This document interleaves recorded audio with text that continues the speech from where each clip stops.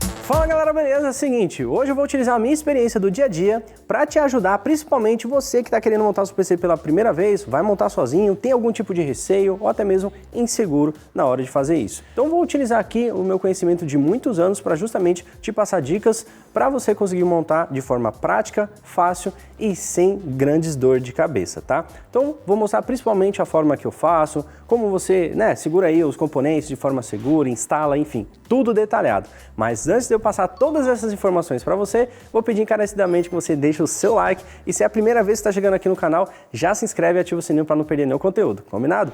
Galera, antes de mais nada, para a gente montar um PC, a gente precisa dos componentes. E esses itens são importantes que você escolha de forma correta, para não ter nenhuma dor de cabeça durante a montagem, tá? Então a gente tem uma playlist aqui no canal bem completa, ensinando você como escolher todos os componentes aí do seu PC Gamer, tá? Inclusive, se você precisar de um vídeo específico de fonte, processador, placa de vídeo, a gente tem também. Então confere aí que os vídeos estão bem bacanas e vai te ajudar ainda mais.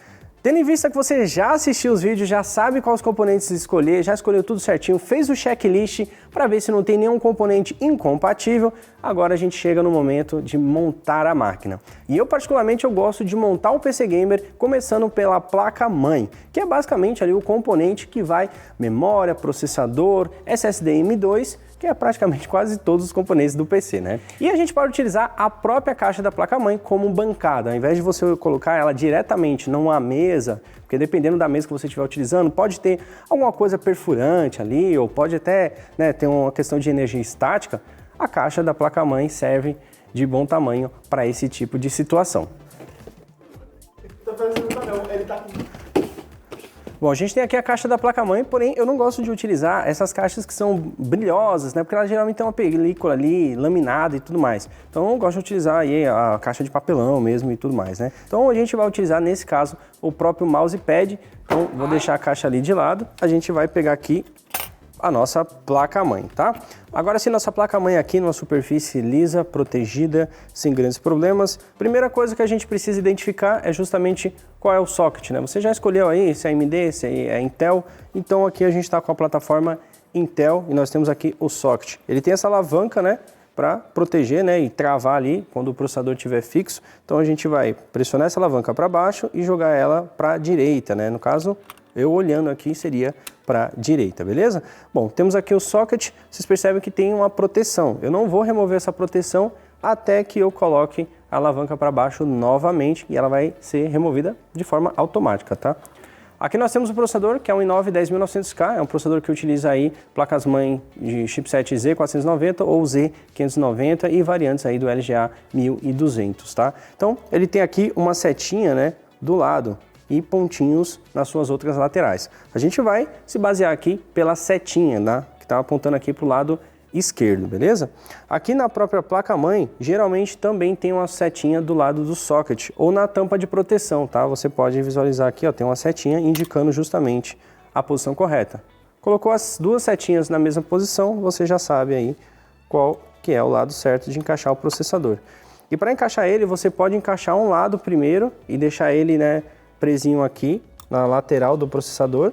E aí do outro lado, quando você encaixar aqui e sentiu que ele travou do outro lado, basta soltar, não precisa fazer mais nada. Se você for encaixar e ver que ele não caiu ali e já ficou bonitinho, não insiste, tá? Tira ele, olha direitinho, vê se você não está colocando na posição incorreta, que não vai ter problema, tá bom? Agora nós vamos colocar a alavanca para baixo e olha só, tá vendo? Tampa de proteção, ela sai sozinha. Ela está aqui justamente para evitar de você derrubar uma ferramenta, qualquer coisa, porque o socket tem uns pinos bem fininhos, bem pequenininhos, são super sensíveis. Então qualquer coisa que cair ali, com certeza vai amassar e isso vai gerar a famosa dor de cabeça durante a montagem e a gente não quer nenhuma dor de cabeça, né?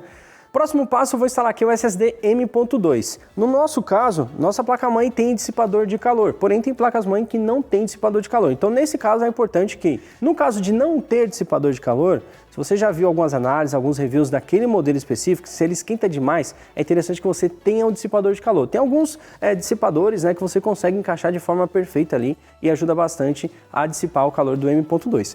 No nosso caso, como já tem um dissipador de calor, eu vou priorizar utilizar ele. E é importante que, se no caso o M.2 já tiver um dissipador de calor e for um dissipador de calor muito espesso, Não coloque o dissipador da placa-mãe junto desse, tá? Porque você vai pressionar ele demais, vai parecer ali um sanduíche, e aí ele vai para baixo e pode ser que trinque algum componente ali da PCBzinha do M.2, tá? Então, a gente vai tirar aqui os parafusos.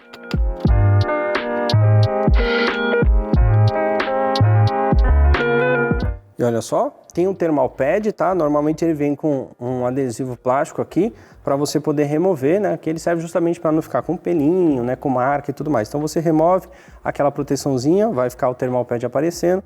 E aí, claro, você vai encaixar primeiramente aqui o SSD M.2. Ele, assim como a memória, assim como o processador, ele também tem uma forma de identificar a posição correta, tá? Aqui nós temos um vinco bem na lateralzinha, né? Olhando aqui, eu de frente, tá do lado direito. Aqui no socket também M.2, ele vai ter, né, um vincozinho ali separando, então você sabe exatamente o lado, tá? Não ache que o nome escrito de forma certa na horizontal é a posição correta, se baseie sempre pela ponta. Então olha só, a gente encaixa ele sempre aqui de lado, nunca no ângulo totalmente de 45 ou 90 graus. É sempre o mais reto possível para que você não encaixe ele inclinado e depois, quando você abaixa, acabe quebrando a ponta, tá? E aqui a gente pode utilizar um parafuso para fixar ele, ou você pode colocar já o dissipador direto. Uma dica aqui, sem o parafuso, quando você precisar remover esse dissipador, ele vai sair junto com o dissipador de calor. Se você colocar o parafuso, vai evitar com que isso aconteça, tá? Então, de uma forma mais segura, coloque o parafuso. Você tá metendo louco.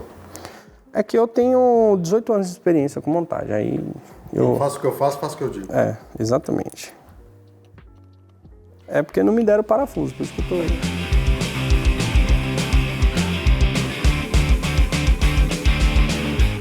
M.2 instalado, o próximo passo é instalar o sistema de refrigeração. Poderia ser a memória, que é bem prático, bem fácil de fazer, mas a gente vai deixar ela para depois, justamente para que nós tenhamos aqui um espaço, né, útil na lateral, para justamente se precisar instalar aqui um bracket traseiro, parafusar, então a gente consegue manusear dessa forma aqui que eu estou fazendo, tá?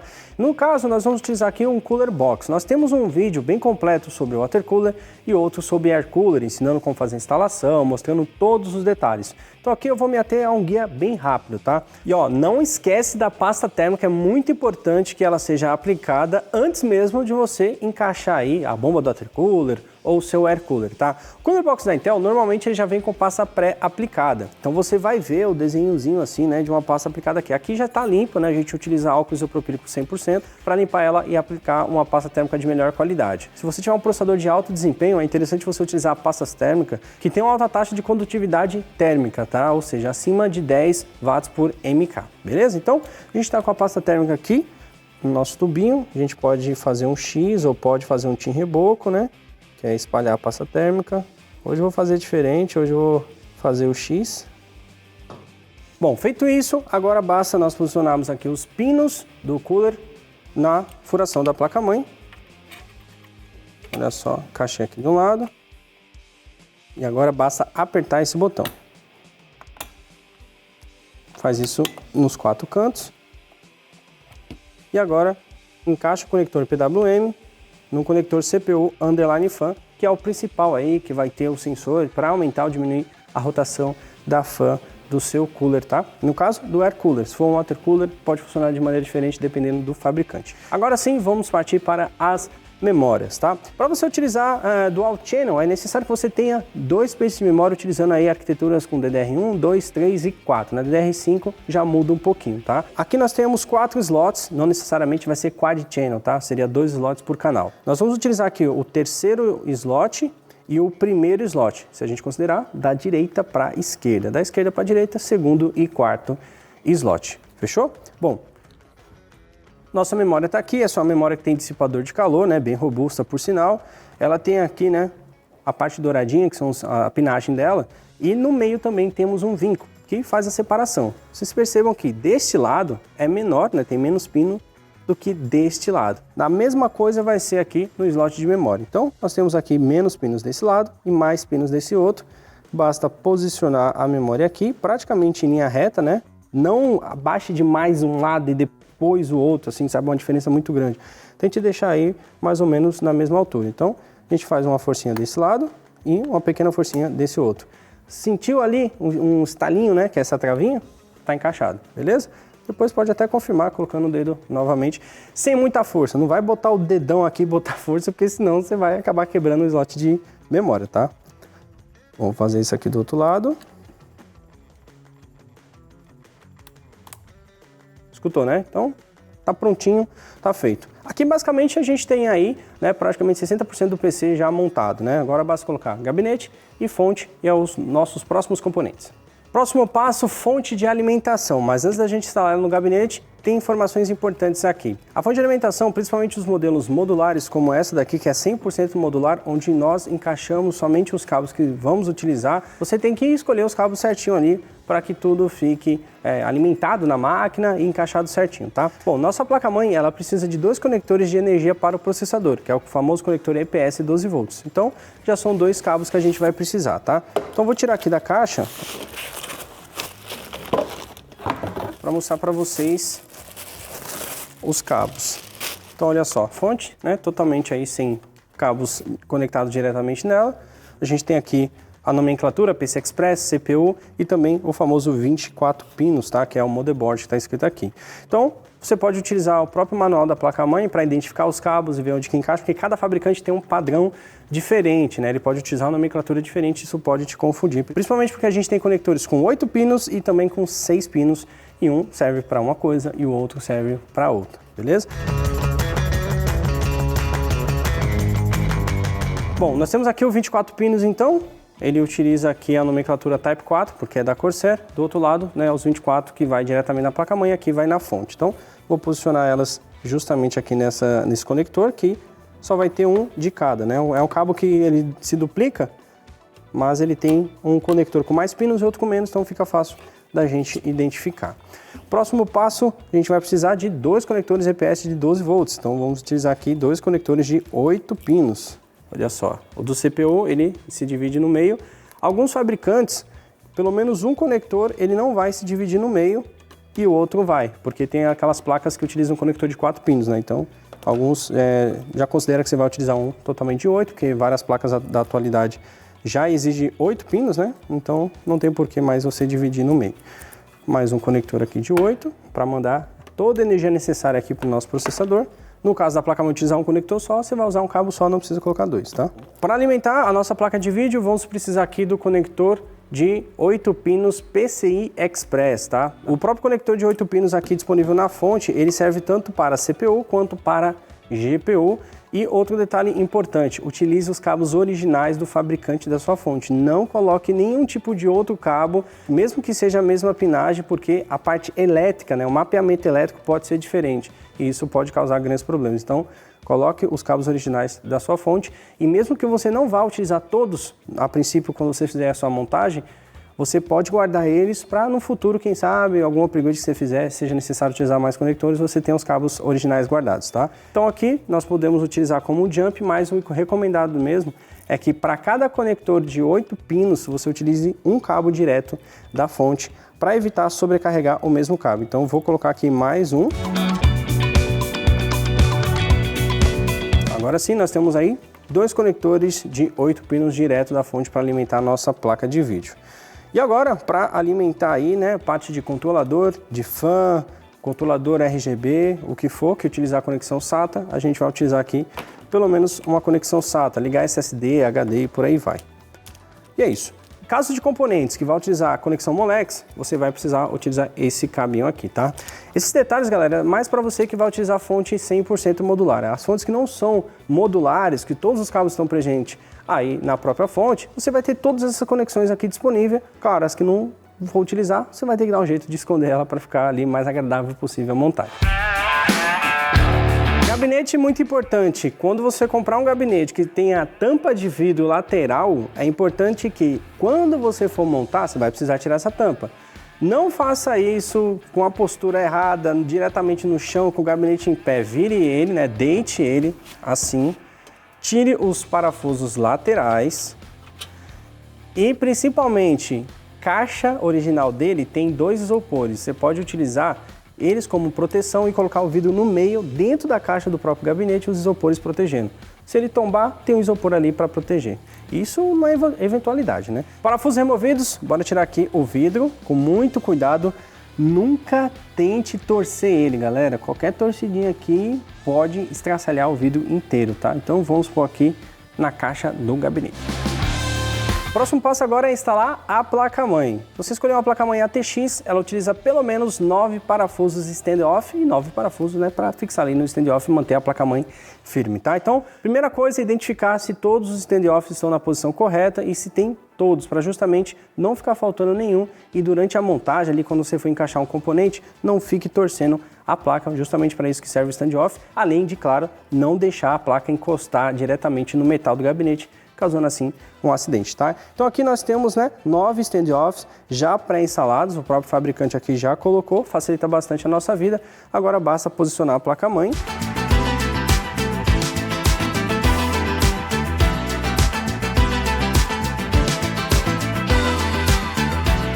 A placa-mãe está instalada. Detalhe, essa placa-mãe ela vem já com a shield, né, aquele espelho traseiro fixado no próprio cover aí da placa-mãe. Se você comprar uma placa-mãe que o espelho traseiro ele é solto, coloca o espelho primeiro para depois colocar a placa-mãe, porque se você esquecer e parafusar todos os parafusos, esquece, você vai ter trabalho, vai ter que remover tudo. Conheci gente aqui do estúdio que já montou um par de máquina aí sem botar espelho. Já virou especialista em montar PC sem colocar o espelho traseiro. Para facilitar, os fabricantes praticamente não estão utilizando mais esses espelhos soltos, né? Ele já vem encaixado na placa-mãe, então ajuda bastante. Agora, bora colocar os parafusos aqui específicos para esses stand-off. O que eu gosto de fazer antes de colocar o parafuso, se o fabricante ele não indica, né, no saquinho de parafuso que vem qualquer qual, é justamente testar antes de colocar a placa-mãe, para evitar de você parafusar e aí é um parafuso incorreto, quando você tentar remover o stand-off vai vir junto. Aí você vai ter que ter todo o trabalho de remover toda a placa-mãe, usar o alicate para prender o stand-off e uma chave do outro lado para remover. É muita dor de cabeça, então faça esse teste antes de utilizar os parafusos aí. Próximo passo, vamos instalar aqui a fonte de alimentação. Os cabos para conectar e tudo mais, a gente tem um vídeo bem completo ensinando a fazer isso, principalmente os conectores do painel frontal do gabinete, que muita gente tem dificuldade. Então, esse guia aqui é um guia mais rápido para te ensinar aí a você desenrolar na hora da montagem, tá? Mas para você saber exatamente como fazer o painel frontal, principalmente, você pode assistir o nosso guia completo também, que vai estar disponível aí, tá? Bom, esse gabinete aqui, ele tem uma PSU cover, né? Ou seja, ele tem uma proteção, então a gente não consegue instalar a fonte de alimentação pela parte frontal, tá? Virando ele do outro lado, nós temos aqui o compartimento que está justamente nessa região. Porém, é importante que você escolha um gabinete que comporte o tamanho da sua fonte de alimentação, senão você vai ter dificuldade para fazer a instalação dela, né? Por exemplo, essa fonte aqui, se a gente tentar encaixar ela, ó, ela vai ficar batendo ali na baia de HD. Então você vai precisar remover primeiro a baia de HD, em caso da sua fonte não encaixar diretamente, tá? Para conseguir encaixar a fonte e depois colocar essa baia novamente. Esse gabinete aqui ele até facilita você remover as baias, tá? Ele tem o parafusinho que você, né, desparafusa ali, consegue remover a baia ou deslocar ela mais para o lado e aí você encaixa a fonte de alimentação. Mas tem alguns gabinetes que sequer dá a opção de você remover essas baias. Então, atente-se na hora de escolher aí o gabinete e a fonte, se, né, o tamanho dela considerando aqui os cabos também, tá? Porque só o tamanho da fonte é uma coisa, elas com os cabos instalados, ela fica um pouquinho maior, beleza? Então fica mais uma dica aí para vocês. E por fim, instalação da placa de vídeo. Então nós vamos colocar ela nesse primeiro slot, que é o slot mais rápido, e aí o que eu faço, né? Geralmente eu olho aqui, ó, qual é o espelho que está na frente, aí eu tiro esse espelho e o espelho de baixo. Se sua placa for triple slot, aí você precisaria tirar as três bainhas, tá? Então aqui eu vou tirar somente duas para instalar aqui a nossa placa de vídeo, que ocupa aí 2,5 slots, quase 3, porém só 2 ficam fixos ali, né, no espelho, e esse último aqui sequer vai encostar no espelho, então a gente pode manter o terceiro slot ali encaixadinho. Feito tudo isso, o seu PC estará montado e pronto para uso. Claro que você vai precisar instalar o sistema operacional, configurar essas partes, mas a parte prática, a parte que realmente se der alguma coisa errada, nada vai funcionar, você já vai saber fazer direitinho e pode tirar aí esse receio, esse medo, né, de encostar nos componentes, tá? A maioria dos componentes já tem proteção eletrostática com a nomenclatura ESD, então aí você pode ficar sossegado para poder manusear aí os componentes. Claro, se quiser utilizar uma luva, ou, né, utilizar aí também uma pulseira antistática para não ter nenhum tipo de problema, né, eliminar 100%, pode utilizar sem problema algum. Eu particularmente não gosto de utilizar luva porque você perde a sensibilidade e eu já quase derrubei um componente porque escorregou da mão, porque tem algumas luvas que são bem lisas, né, por causa do material que é utilizado. Então, fica aí, cada um, né, utiliza aí o seu modo, a sua forma de fazer a montagem, mas espero que as dicas que eu tenho passado aqui para você tenha te ajudado, né, de repente você já montou algum PC, mas tinha alguma coisinha aqui que eu informei que você não sabia, vai te ajudar bastante a melhorar ainda mais aí o seu processo de montagem, beleza? E em caso de outras dúvidas, é só chamar o Emerson no WhatsApp. Editor, bota o WhatsApp do Emerson aí na tela. E o endereço também? E lembrando sempre do aplicativo do Kabum, onde você tem vantagens exclusivas. Utilizando o cupom AppNinja, você garante 10% de desconto em produtos selecionados. É uma lista bem vasta para você poder utilizar, hein? E claro, além de monitorar o seu pedido em tempo real, você também fica por dentro de outras ofertas que pintam por lá. Então não perca tempo e baixe já. E galera, o vídeo foi esse. Vou deixar mais um videozinho aqui. Já comentei de vários vídeos nesse vídeo, então tem uma lista bem completa para você ficar bem informado e aprender várias técnicas que a gente utiliza aí no mundo da informática, beleza? Então vou ficando por aqui. Um grande abraço a todos e valeu! Até a próxima!